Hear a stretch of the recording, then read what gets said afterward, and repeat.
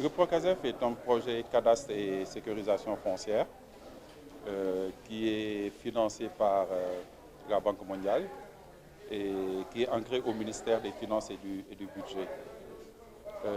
Ce projet a trois composantes. Une composante qui vise à mettre les infrastructures de base indispensables pour un cadastre national, à savoir toute l'infrastructure géodésique, le système d'information foncière, les imageries satellites, les bureaux fonciers. Et cette infrastructure de base est un investissement qui est assez lourd et qui ne peut pas être supporté à la base par les collectivités territoriales. Donc l'État mettra ces infrastructures d'abord. Et ensuite, on va aller directement vers la sécurisation, qui consiste en une identification systématique de l'ensemble des terres, tous les statuts d'occupation, quel qu'ils soient au niveau de la commune. Et cette approche est une approche innovante parce que jusqu'à présent, ce qu'on connaissait en matière de sécurisation foncière, c'est une approche à la carte. Vous voulez être sécurisé, vous demandez, on vous sécurise. Mais l'État veut aujourd'hui disposer de cadastre au niveau national et donc il considère que sur un territoire déterminé, la commune, toutes les terres doivent être identifiées. Et enfin, il y a un troisième volet qui est un volet formation, innovation et recommandations, qui consiste donc à d'abord former les acteurs qui sont à la base.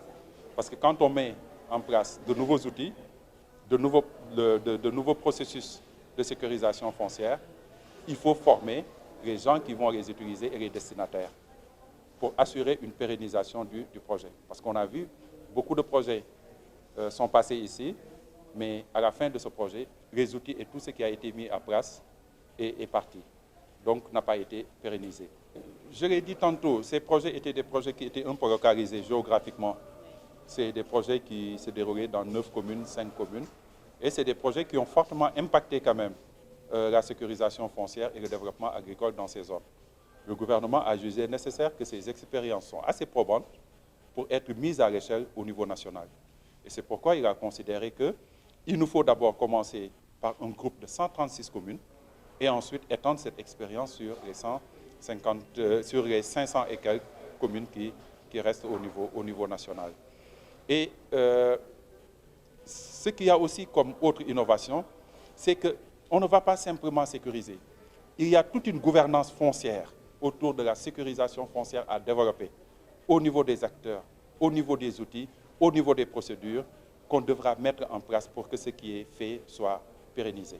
Et de 5 ans, nous sommes entrés en vigueur le 27 août 2021 et le projet prend fin le 26 août 2026. Le coût du projet, le projet est financé à hauteur de 80 millions de dollars US américains et il y a aussi une contrepartie de l'État. L'État ajoute une contrepartie.